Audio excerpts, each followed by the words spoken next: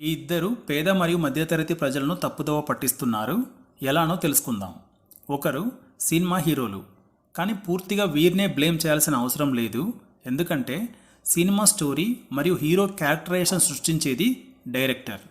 కానీ మనకు తెర మీద కనిపించేది హీరోస్ కాబట్టి మనం వారిని ఇష్టపడతాం, అలాగే వారిని అనుకరించడానికి కూడా ప్రయత్నిస్తాం. ఈ డైరెక్టర్లు వారి సినిమా స్టోరీస్ మరియు వారి హీరో యొక్క క్యారెక్టరైజేషన్ ద్వారా 3 విధాలుగా మనల్ని తప్పుదోవ పట్టిస్తున్నారు.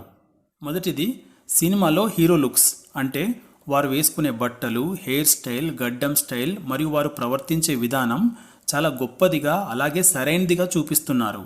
మనం నిజ జీవితంలో ఆ హీరోస్ లాగా కనిపించడానికి మరియు ప్రవర్తించడానికి ప్రయత్నిస్తే చాలా సమస్యలు వస్తాయి. రెండవది సినిమాలో హీరో చాలా తొందరగా ధనవంతుడవడం మరియు ఏదైనా స్కామ్ చేసి లేదా క్రైమ్ చేసి చాలా తెలివిగా తప్పించుకోవడం లాంటివి చూపిస్తారు. కానీ నిజ జీవితంలో డబ్బులు సంపాదించి ధనవంతులు అవ్వడానికి కొన్ని సంవత్సరాల టైం పడుతుంది. అలాగే సినిమాలలాగా స్కామ్ చేసి క్రైమ్ చేసి తప్పించుకోగలమని నమ్మి మీరు కూడా ప్రయత్నిస్తే నిజ జీవితంలో అలా సాధ్యపడే అవకాశమే లేదు. మూడవది, చాలా సినిమాలలో ధనవంతులను చెడ్డవారిగా, పేద మరియు మధ్యతరగతి ప్రజలను గొప్పవారిగా చూపిస్తూ పేదవారు తలుచుకుంటే ధనవంతులను ఏమైనా చేయగలరని చూపిస్తారు. కానీ నిజ జీవితంలో ధనవంతులు చాలా పవర్ఫుల్. అలాగే మనం ఒకటి గుర్తుంచుకోవాలి, మన హీరోలు కూడా ధనవంతులే మరియు వారు ఉండేది కూడా ధనవంతులతోనే.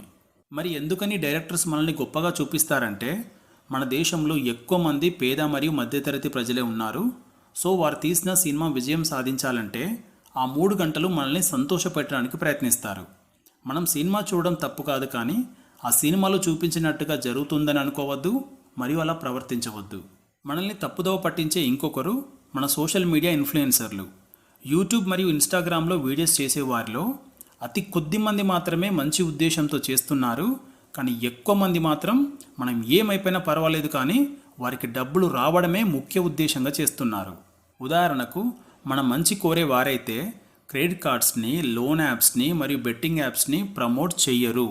ఈ credit cards, bank loans, loan apps, stock market trading మరియు బెట్టింగ్ యాప్స్ ఇవన్నీ పేద మరియు మధ్యతరగతి ప్రజలకు సెట్ కావు. మనం ఆర్థికంగా బాగుండాలంటే మనం మొదట సంపాదించుకునేది డబ్బు, బంగారం, ఎంతో కొంత భూమి. ప్రస్తుతం పేద మరియు మధ్యతరగతి ప్రజలను దోపిడీ చేయడానికి అందరూ సిద్ధంగా ఉన్నారు. Cool drinks, chips packets, milk ప్యాకెట్స్ని ప్రమోట్ చేసే హీరోయిన్లు వాటిని వాడరు. లోన్స్ మరియు క్రెడిట్ కార్డ్స్తో ఎన్నో లాభాలున్నాయని చెప్పినా మీరు నమ్మకండి. మనం వీటిని ఆపలేం. అలాగే పట్టించుకోవలసిన ప్రభుత్వాలే మందు, సిగరెట్ ఎంతో ప్రమాదమని తెలిసి కూడా చట్టబద్ధంగా సరఫరా చేయాల్సి వస్తుంది. ఇక్కడ అందరికీ కావాల్సింది డబ్బే. చివరగా నేను చెప్పేది ఏంటంటే మనం చాలా తెలివిగా ఉంటూ ఆర్థికంగా బాగుంటేనే ఇక్కడ మనం సేఫ్.